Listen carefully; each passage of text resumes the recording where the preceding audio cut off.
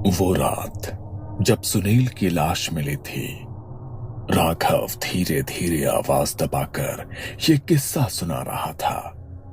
कमरे में सिर्फ एक लालटेन जल रही थी, हवा में ठंडक थी और हर खामोशी कानों को चुभ रही थी।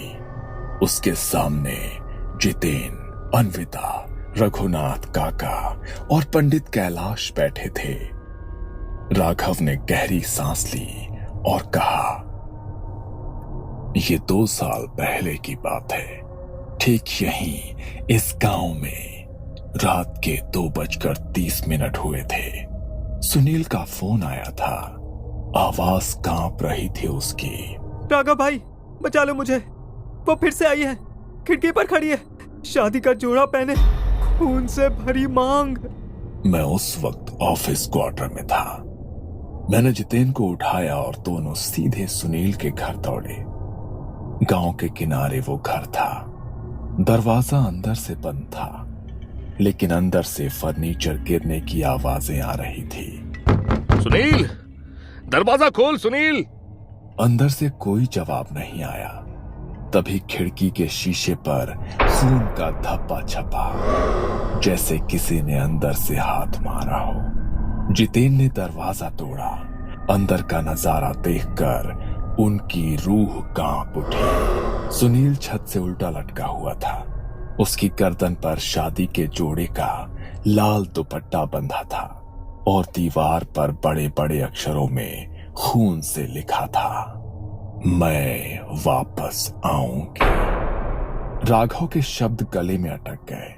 कमरे में बैठी अन्विता के माथे से पसीना टपक रहा था। क्या पुलिस ने कुछ बताया? राघव ने धीरे से सिर हिलाया। नहीं, पोस्टमार्टम में किसी आत्महत्या का सबूत नहीं मिला। न रस्सी का निशान, न कोई दवा, न कोई जहर। तब से ये गांव बदल गया है राघव। लोग कहते हैं कि रेखा की अधूरी आत्मा हर साल लौटती है, और तभी लौटती है जब गांव में कोई शादी होने वाली होती है। अरे तुमने उसका नाम क्यों लिया? पागल हो क्या? अरे जितेन, ये गांव उस नाम से भी डरता है, क्योंकि उसकी मौत के बाद से जब भी गांव में शादी होती है, दूल्हा मंडप तक नहीं पहुंच पाता। क्या मतलब? 3 साल में 3 दूल्हे गायब हो चुके हैं। सबकी मौत अलग अलग तरीके से हुई है, लेकिन एक बात कॉमन है। मंडप के पहले वो लाल जोड़े वाली औरत तीनों को दिखी थी। रघुनाथ काका ने उस रात की पूरी सच्चाई बताई। 3 साल पहले की बात है। रेखा गांव की सबसे खूबसूरत लड़की थी। उसका रिश्ता शहर के लड़के अभिषेक से तय हुआ था। अभिषेक के घर वाले पहले तो बहुत खुश थे, लेकिन शादी से ठीक पहले उन्हें कहीं और से ज्यादा दहेज का वादा मिला। शादी की सुबह जब सभी तैयारियां पूरी हो चुकी थी, बारात आने की जगह संदेश आया, हम ये शादी नहीं कर सकते। पूरा गांव दहल गया। रेखा दुल्हन के जोड़े में सज धज कर अकेली मंडप में बैठी रही। घंटों बीत गए, पर बारात नहीं आई। लोग ताने मारने लगे। देखा, इसे सबको ठुकराने का शौक था। लड़की कितनी भी सुंदर हो, अगर किस्मत खराब हो तो सब व्यर्थ है। रेखा का दिल चूर चूर हो गया। उसके बाद गांव के लोगों ने उसे चैन से जीने नहीं दिया। लड़के मंडली में बैठकर उसका मजाक उड़ाते। अरे रेखा, अकेली कहाँ घूम रही है? चल मैं तुझे घुमाता हूँ, मेरी गाड़ी में बैठ जा। कुछ लोग उस पर गंदी नजर डालते। अब तो कोई तुझे अपनाएगा भी नहीं, किसी काम की ही नहीं रही। पर तू चाहे तो मैं तुझे रख लेता हूँ, तू मेरे काम की चीज है। गांव की औरतें भी उसे ताने देते। जब वो रास्ते से गुजरती तो कुछ कहते, हे भगवान, सुबह सुबह ये कलमुही क्यों दिख गई? अब पूरा दिन खराब हो गया। ये वाक्य उसके कानों में रोज गूंजता। परिवार का सहारा भी नहीं मिला।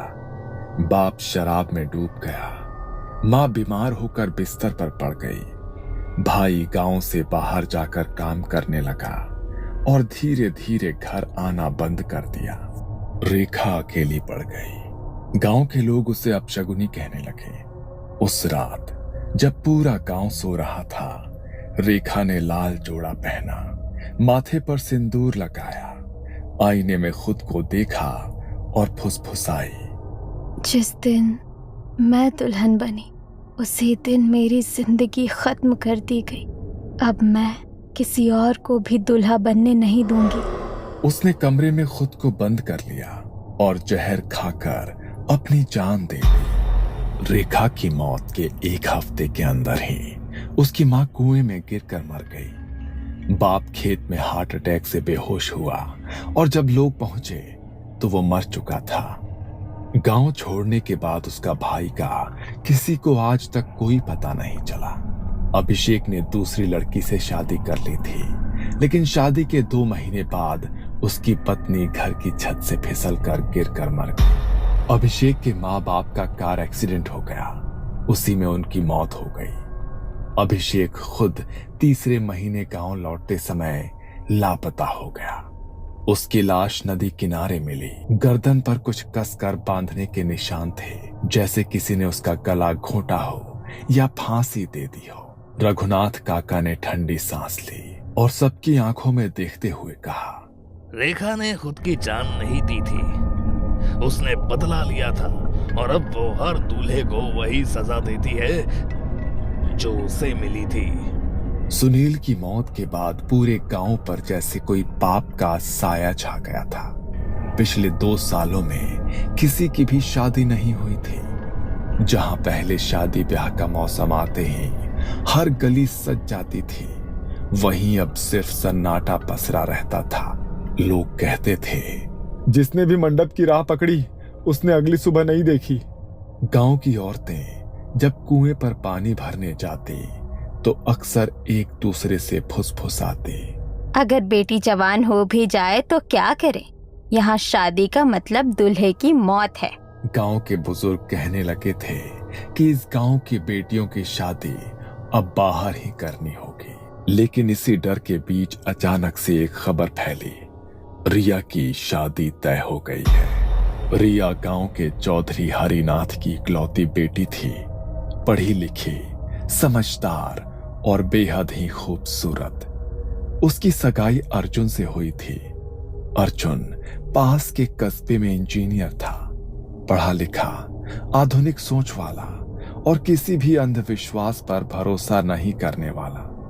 गांव वालों को हैरानी थी कि क्या अर्जुन और उसका परिवार सच में उस श्राप की कहानी से अनजान थे या फिर जानबूझकर उसे नजरअंदाज कर रहे थे। शादी की तारीख नजदीक आती जा रही थी।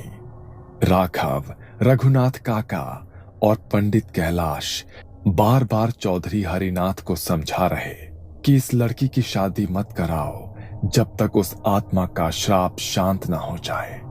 लेकिन हरिनाथ का कहना था कि अर्जुन और उसका परिवार इन बातों पर विश्वास नहीं करते और वो शादी नहीं रोकना चाहते।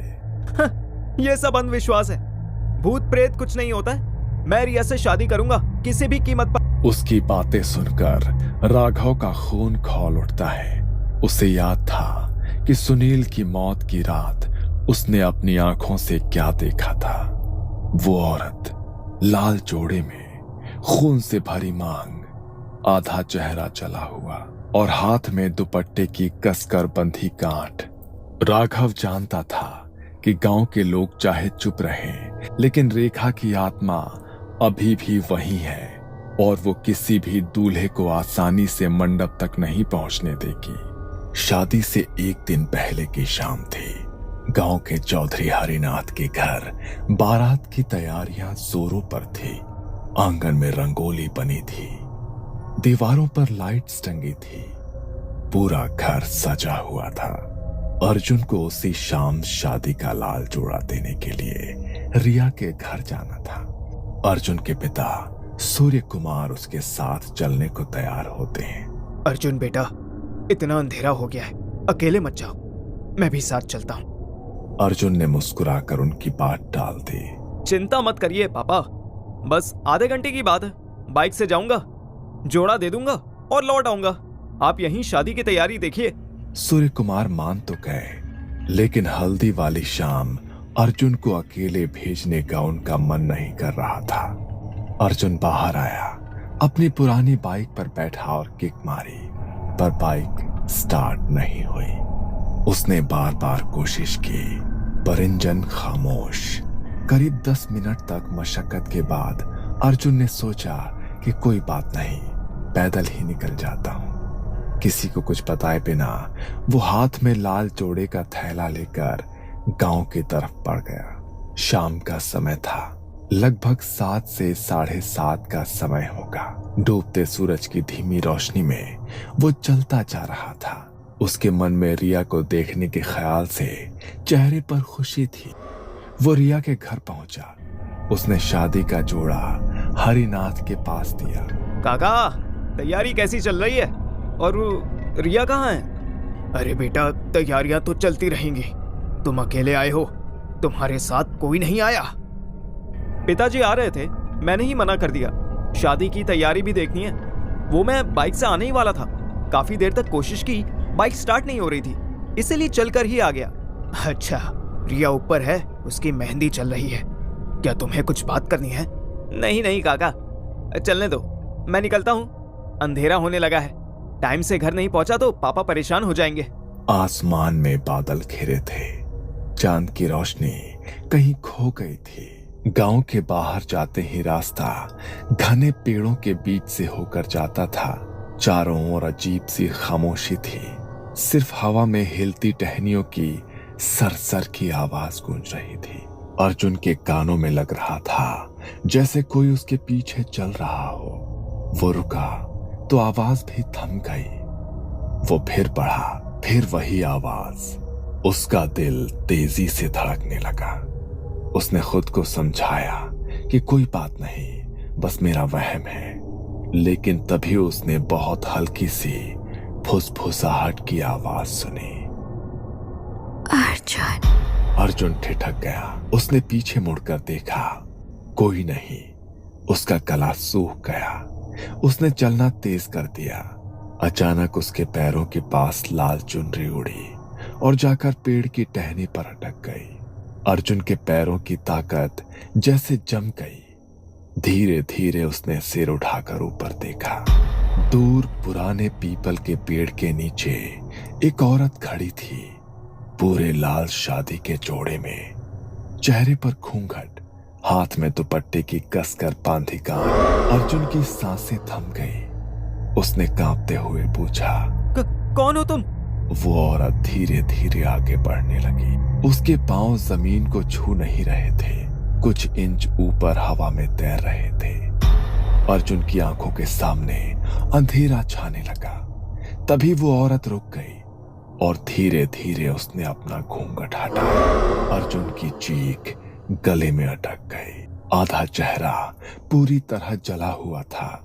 आंखों की जगह खून से भरे गड्ढे, जिनसे लाल बूंदें बह रही थी।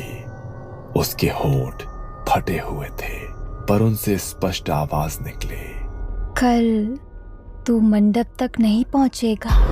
अर्जुन वहां से भागने लगा। उसके कदम लड़खड़ा रहे थे, लेकिन डर ने उसे पागलों की तरह भागने पर मजबूर कर दिया। पीछे से ठक ठक की आवाज आ रही थी, जैसे कोई हवा में कूद कूद कर दौड़ रहा हो। अचानक उसे लगा जैसे उसकी गर्दन पर कुछ कस गया हो। उसने हाथ डाला। दुपट्टा, लाल दुपट्टा उसकी गर्दन के चारों ओर लिपटा था और धीरे धीरे कसता जा रहा था। वो किसी तरह घर पहुंच गया, पिछवाड़े से अंदर घुसा और दरवाजा जोर से बंद कर दिया। तभी बाहर से दस्तक होने लगी। फिर अचानक सन्नाटा। अर्जुन दीवार से टिककर जमीन पर बैठ गया। उसका शरीर पसीने से भीगा हुआ था। अर्जुन ने घर पर यह बात किसी से नहीं बताई। वो चाहता था कि किसी को डर ना लगे, लेकिन जैसे ही कमरे में गया, उसे गर्दन पर जलन महसूस हुई। उसने आईने में देखा, उसकी गर्दन पर दुपट्टे से कसने के गहरे लाल निशान पड़ गए थे। उसकी आंखों में दहशत साफ झलक रही थी, पर उसने खुद से बुदबुदाया, नहीं ये सब मेरा वहम है। कल शादी है, कुछ नहीं होगा। लेकिन अर्जुन नहीं जानता था रेखा की आत्मा लौट आई थी और उसकी अगली शिकार की तैयारी पूरी हो चुकी थी। अर्जुन की रात नींद में नहीं बल्कि डर और सोच में बीती थी। आईने में दिखाई दे रहे दुपट्टे के गहरे निशान उसकी आंखों के सामने बार बार आ रहे थे। उसने किसी को कुछ नहीं बताया, न रिया को, न अपने पिता सूर्य कुमार को। उसके दिमाग में बस एक ही ख्याल था कि अगर मैंने सबको बताया तो लोग हंसेंगे, कहेंगे जिसने सबके सामने भूत को अंधविश्वास कहा वही अब डर रहा है। लेकिन उसे ये नहीं पता था कि उसकी ये चुप्पी उसकी सबसे बड़ी गलती बनने वाली थी। शादी शाम को थी। पूरा गांव रिया के घर आया था। मंडप सुनहरी झालरों और फूलों से सजाया गया था। ढोलक और शहनाई की आवाज गूंज रही थी, लेकिन फिर भी माहौल भारी था।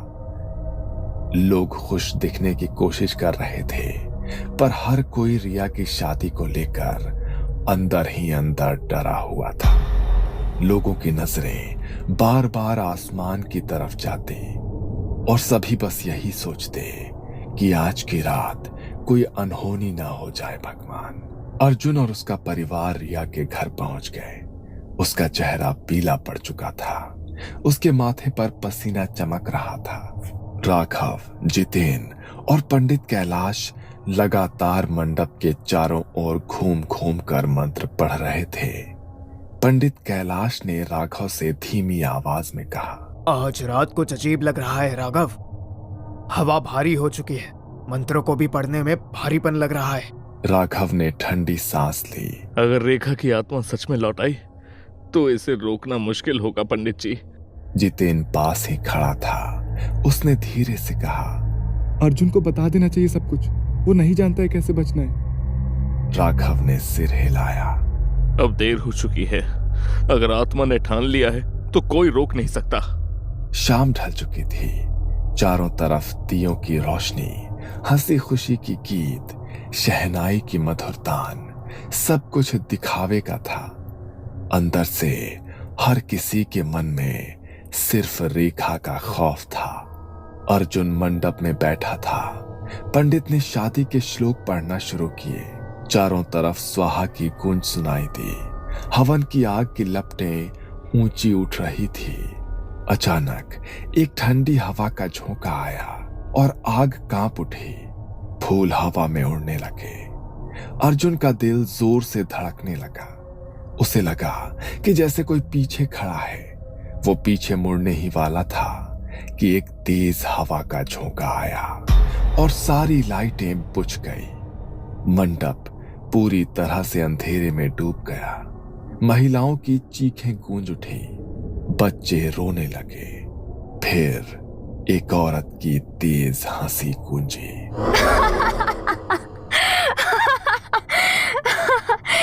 फिर से एक नया दूल्हा। राघव के शरीर में ठंड दौड़ गई। वो समझ गया कि वही कल रात वाली आत्मा आई है। अंधेरे में मंडप के पीछे अचानक लाल जोड़े की चमक दिखाई दी। रेखा की आत्मा, सिर पर घूंघट, हाथ में दुपट्टा, धीरे धीरे मंडप की ओर बढ़ रही थी। अर्जुन की नजरें उसी पर जमी थी। अचानक वो घूंघट हटाकर अर्जुन के सामने खड़ी हो गई। आधा चेहरा जला हुआ था। गहरी काली आंखें, खून से भरी मांग। कहा था ना, कोई दुल्हा नहीं बनेगा। अर्जुन कांपता हुआ खड़ा था। उसने चिल्लाने की कोशिश की, पर गले से आवाज नहीं निकली। तभी उसके गर्दन पर दुपट्टा कस गया और तेज हवा में उसकी सांसें रुकने लगी। वो छटपटाने लगा। बचाओ, कोई है, बचाओ मुझे। पर उसकी आवाज शोर में दब गई और पलक झपकते ही अर्जुन मंडप से गायब हो चुका था। लोग चीखने लगे। बच्चों को गोद में उठाकर लोग भागने लगे। रिया बेहोश होकर जमीन पर गिर गई। राघव, जितेन और पंडित कैलाश दौड़ते हुए बाहर पहुंचे, पर वहां कोई नहीं था। बस हवा में गूंज थी। मैं अगले दूल्हे के लिए लौटूंगी। सुबह के 5 बजे थे। गांव के किनारे तालाब के पास भीड़ लगी थी। पानी की सतह पर अर्जुन की लाश तैर रही थी, चेहरा पीला और आंखें पूरी तरह से खुली हुई, मानो मरते वक्त उसने कुछ देखा था, बहुत भयानक। राघव और जितेन दौड़ते हुए पहुंचे। लोग फुसफुसा रहे थे। फिर वही हुआ, रेखा की आत्मा एक और दूल्हा ले गई। राघव की आंखें अर्जुन के गले पर जमी थी। दुपट्टे की कसकर बंधी गांठ और सीने पर खून से लिखा था, मैं वापस आऊंगी। रिया का रो रो कर बुरा हाल था। वो अर्जुन की लाश के पास बैठी चीख रही थी और होठों से बार बार एक ही सवाल था।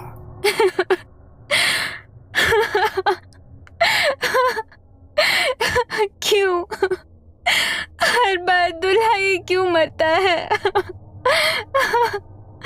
रिया के पिता चौधरी हरिनाथ पूरी तरह टूट चुके थे। उन्होंने भीड़ के बीच बैठते हुए सिर्फ इतना कहा, अब बस, अब इस गांव में कोई शादी नहीं होगी। अर्जुन की मौत के बाद कनकपुर की गलियों में फिर वही खामोशी छा गई। लोग अपने बच्चों की शादियां गांव से बाहर करने लगे, लेकिन राघव, जितेन और पंडित कैलाश ने हार नहीं मानी।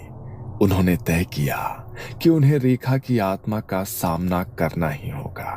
तीनों ने दूर दूर तक खोज की और आखिरकार एक तांत्रिक शिवा तक पहुंचे। काले कपड़े, जटाजूट, गले में अस्थियों की माला, उसकी आंखें अंगारों जैसी लाल थी। शिवा ने उनकी सारी बातें सुनी और कहा, रेखा की आत्मा अधूरी है। उसकी आखिरी इच्छा दुल्हन बनना पूरी नहीं हुई। जब तक उसका यह अधूरापन नहीं मिटता, वो हर दूल्हे को मौत के घाट उतार कर रहे। लेकिन उसे रोका कैसे जाए? रेखा की आत्मा को शांत करने का एक ही तरीका है कि कैसे भी करके उसकी आत्मा की शादी करवानी होगी। सबसे ताजा आत्मा अर्जुन की है। उस रात गांव के बाहर घाट पर अनुष्ठान रखा गया। रात के ठीक 12 बजे चारों तरफ काली चादर सा सन्नाटा था। तालाब के किनारे 21 दिए जलाए गए।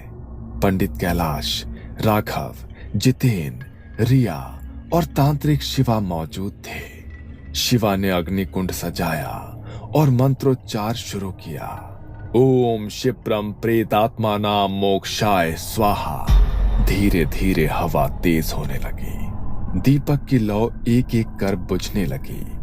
अचानक ठंडी हवा का तेज झोंका आया और रेखा की आत्मा लाल जोड़े में प्रकट हुई। उसकी आंखों से खून की धार बह रही थी।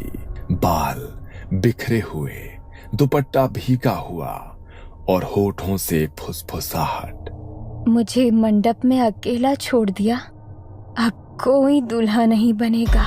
तभी शिवा ने ऊंची आवाज में मंत्र बोला, रेखा, अर्जुन की आत्मा को स्वीकार करो। तुम्हारा अधूरा बंधन आज पूरा होगा।